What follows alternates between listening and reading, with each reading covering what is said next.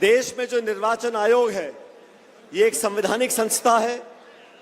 इस संस्था के अंदर जो पारदर्शिता होनी चाहिए, जिस ईमानदारी से चुनाव प्रक्रिया होनी चाहिए, उसमें भारी कमी आ गई।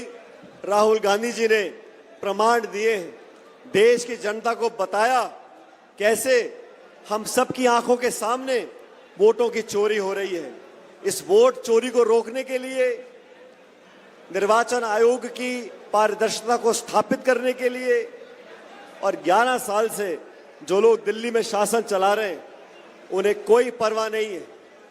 और मध्य प्रदेश वो राज्य है जहां किसानों पे गोली चलती है, किसान आत्महत्या करते हैं, आदिवासी, दलित, पिछड़े सब लोगों का शोषण होता है, उसकी कोई परवाह केंद्र सरकार को नहीं है, प्रदेश सरकार को नहीं है।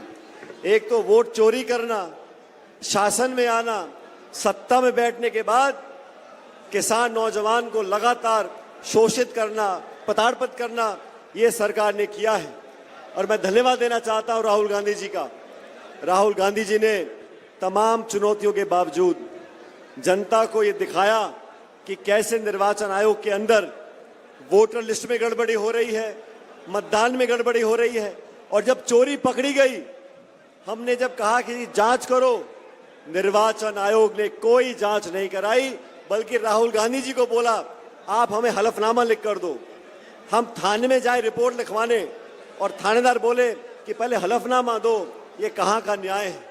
आज आप सब लोग, खासकर हमारे किसान भाई, इस बात को समझ गए कि जिन लोगों ने वोट लिया है उनके जहन में, उनके मन में किसान के प्रति कोई सहानुभूति नहीं है।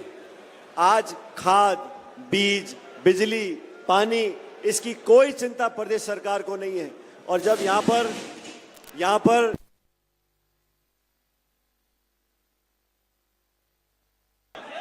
साथियों,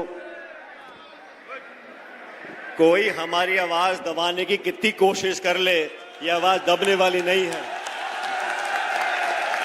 जब जब अन्याय होगा, किसानों का शोषण होगा, बिचौलिए, कालाबाजारी करने वाले, जमाखोरों की जब दुकान चलेगी, तो राहुल जी के नेतृत्व में मध्य प्रदेश और देश के किसानों के लिए लड़ने के लिए हम तमाम लोग जो मंच पर बैठे आपके सामने रहेंगे। मैं आपको आश्वासन देता हूं, आज इस किसान यात्रा के माध्यम से देश में जो वोट चोरी हो रही है उस पर रोक लगाने के लिए पूरे देश की जनता का संघर्ष कांग्रेस पार्टी ने उठाने का बीड़ा उठाया है। मैं आप लोगों से आह्वान करना चाहता हूं, हम सबको आने वाले समय में एकजुटता दिखानी पड़ेगी। प्रधानमंत्री महोदय पहले मजाक उड़ाते थे कि जाति जनगणना नहीं करेंगे। जब राहुल गांधी जी ने पदयात्रा निकाली और मांग का दबाव बनाया तो केंद्र की सरकार को जाति जनगणना करनी पड़ी।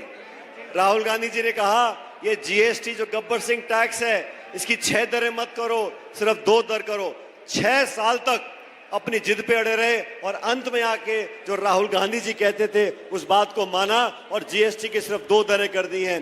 ये वो सरकार है जिसने घमंड में किसानों के खिलाफ 3 काले बिल लेकर आए थे। जनता का, देश का, कांग्रेस का दबाव रहा और वो काले बिल हमने वापस कराए। आज भी चाहे प्याज की खेती हो, सोयाबीन की खेती हो, किसान को मुआवजा दिलाना हो या उचित दाम दिलाना हो, पूरी कांग्रेस पार्टी मध्य प्रदेश की और देश भर की आपके साथ खड़ी है। मैं आप लोगों से आवेदन करना चाहता हूं, खासकर नौजवानों से, कि जाति, बिरादरी, धर्म, समुदाय को भूलकर संविधान की रक्षा करनी है, वोट का अधिकार को छीन ना पाए इसकी रक्षा करनी है। और आप लोगों को ये बीड़ा उठाना है, क्योंकि कांग्रेस वो दल है जो इस देश में लोकतंत्र को जिंदा रख सकती है। मैं तमाम नेताओं का धन्यवाद करता हूं कि आपने मुझे आने का मौका दिया। परमार जी का, इनके साथियों का, इनके चुनाव में मैं गया था और मध्य प्रदेश में कई जगह मुझे आपके बीच जाने का मौका मिलता है, लेकिन उज्जैन में आज मैं आया हूं। आप लोगों को धन्यवाद देना चाहता हूं कि महाकाल की इस नगरी ने जो आशीर्वाद दिया है, जो सानिध्य दिया है, जो प्यार दिया है, उसका मैं हमेशा कायल रहूंगा। और संघर्ष की लड़ाई, लोकतंत्र को बचाने की लड़ाई और किसानों की लड़ाई संपूर्ण कांग्रेस पार्टी लड़ती रहेगी। मेरे साथ जोरदार नारा देना, भारत माता की, भारत माता की जय, भारत माता की जय। आप सबका बहुत बहुत धन्यवाद। राम राम सा।